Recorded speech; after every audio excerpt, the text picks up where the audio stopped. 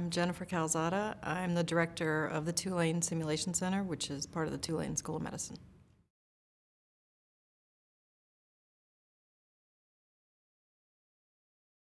I was hired actually before the center was finished construction. It was new construction, so we opened in January of 2009, so we are approaching our 4-year anniversary. It's 14,000 square feet. We were lucky that Tulane had an entire building that was donated to them, so we're in the new building. So we got new space. We were able to knock down all the walls and basically build as the need fit, instead of being stuffed in a typical, you have this little corner and make do.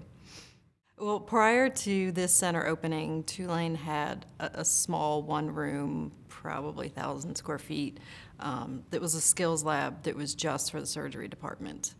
And I think the need was seen when more and more departments started to ask, can we do this? Can we do that? Can we use your stuff?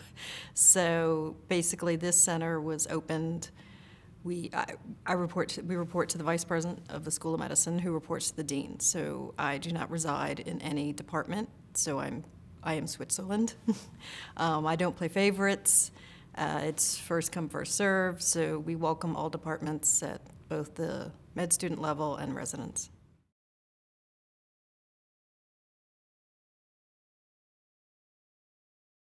My presentation is specifically about, well, a lot of people do simulation for procedural training or knowledge training or decision making, and then some people, not as many as should, do team training, and to train communications and leadership skills.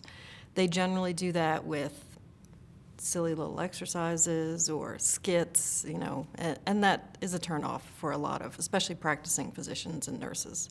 So we've been doing a lot of training where we are actually training the communication skills, but we are using the high-fidelity simulation mannequins and equipment. So letting them do what they normally do, but we're not judging them on that. We're judging them on how they work as a team. And I should not say judging. We're not judging.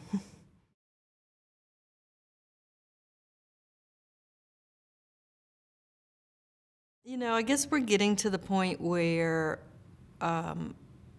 our faculty has gotten very comfortable with some of the trainings and the cases that they started off with, and so they tend to keep going back to that well. And I'd like to, and I'm trying to push them to broaden, you know, branch out into some new areas, have some different options. We've gotten really, really good at a narrow field of things, and now I want to broaden that out to a wider field of things.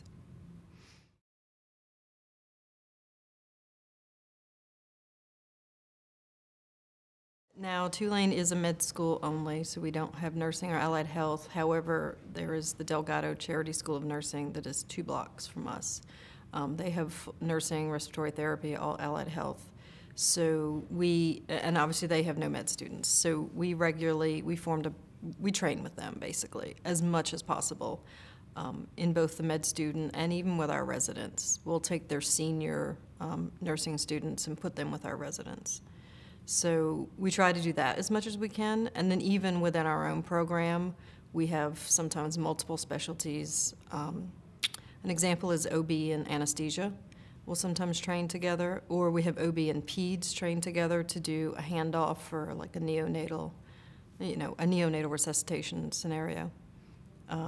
So when we can do that, we do. Sometimes it comes up simply out of scheduling conflict that the first OB and anesthesia residency came up because they wanted to use the space at the same time. And when we realized what they were going to do, we're like, well, why don't we slightly adjust this and do it together?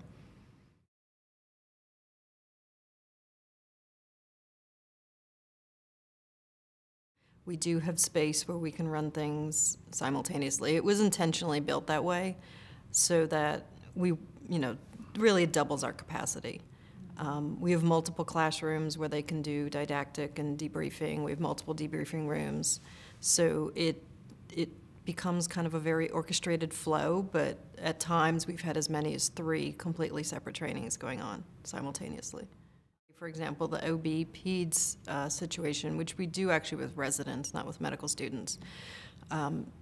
we'll hold them in a classroom. The OB residents go in and do what is ultimately going to be a difficult delivery scenario. And then as soon as the baby is delivered, the peds residents are called as if they were actually paged in a hospital and the baby is handed off, and we've got some newbies sitting there in a situation needing basically neonatal resuscitation. And the training is a little bit about their actual procedures, but it's more so, did the OB residents communicate everything that they should have and needed to the peds residents? Because we keep them in the room and we don't actually pull the video up. So they don't really know what's going on.